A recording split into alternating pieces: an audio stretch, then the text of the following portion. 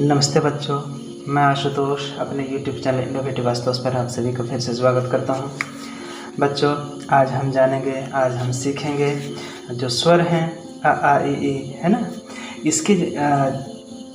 इसकी अंग्रेजी जानेंगे, इसकी इंग्लिश जानेंगे कि कौन सा लेटर किस स्वर के लिए सूटेबल है या फिर होता है। तो चलिए सीखते हैं, चलिए शुरुआत करते हैं। सबसे पहला जो स्वर है वह है आपका अ।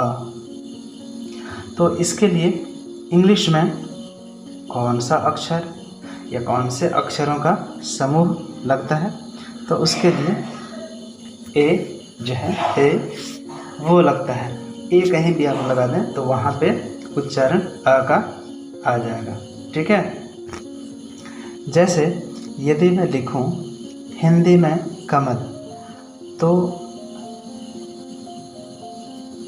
देखिए क में अ का साउंड है तो KAMAL कमल, ये हो गया। दूसरा स्वर है आ। इसके लिए ए और ए मतलब दो बार ए जब लिखा जाता है तो उसमें आ का साउंड आ जाता है।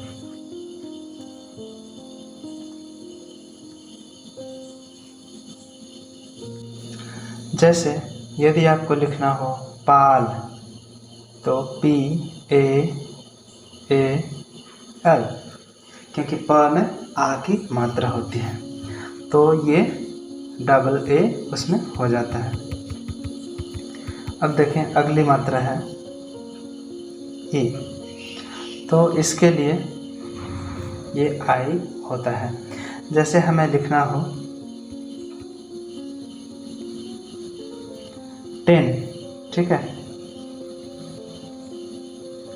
लिखना हो हमें 10 तो हो जाएगा TIN, ये 10। तो देखें ट में छोटी ई की मात्रा है। आगे है ई, तो इसके लिए क्या होगा, इसके लिए डबल ई।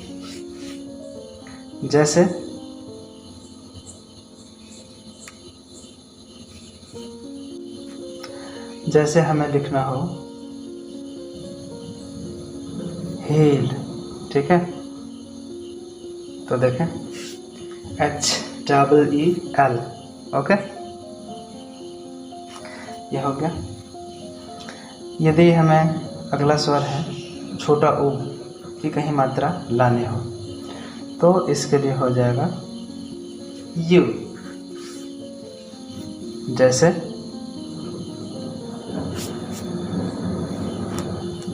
हमें लिखना हो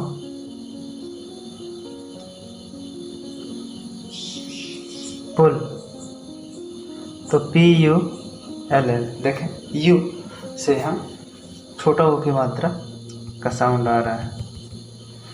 आगे ये बड़ा ऊ है ऊ, ठीक है, तो इसके लिए डबल ओ की मात्रा बड़ा ओ की लाने के लिए डबल ओ लगता है। जैसे हमें लिखना हो पूल, ठीक है, तो क्या हो जाएगा, क्योंकि प में बड़ा ऊ की मात्रा मतलब पूल, प में ऊ बड़ा ऊ है, ओके, तो ये हो गया ऊ। आगे देखें जब कहीं ए की मात्रा आएगी तो फिर उसके लिए ई, क्योंकि यदि आपको लिखना हो 10, ट में ए की मात्रा है तो इसका हो जाएगा 10, TEN, 10। यदि हमें ए की मात्रा करनी हो तो उसके लिए हो जाएगा AI,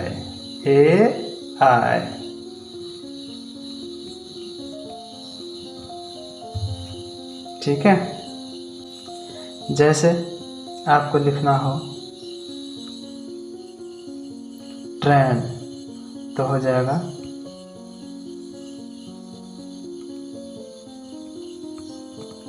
देखें ए आई लगा हुआ है, यहाँ 2 बार एक आर की मात्रा है ना, आई ट्रेन, तो ये हो गया ए की मात्रा। अब आते हैं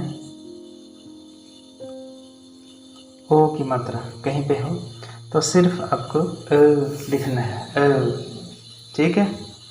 जैसे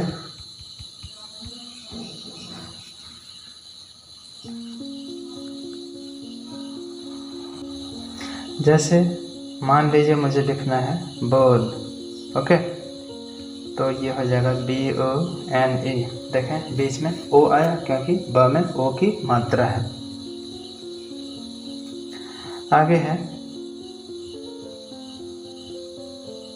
अ की मात्रा, तो उसके लिए AU लगाते हैं, इससे बन जाता है अ की मात्रा। जैसे यदि हमें हिंदी में ही लिखना हो कान, ठीक है, तो हो जाएगा KAUN, कान, ओके। आगे देखें, कहीं पे अब अगला जो है वो है अंग। जैसे हमें लिखना हो मैंगो, मैंगो, ठीक है, तो म में अनुस्वार की मात्रा है, तो MANGO, ठीक है। अन, AN, अन की मात्रा। अगला है अह की मात्रा, तो इसके लिए A and H होगा। जैसे यदि हमें लिखना हो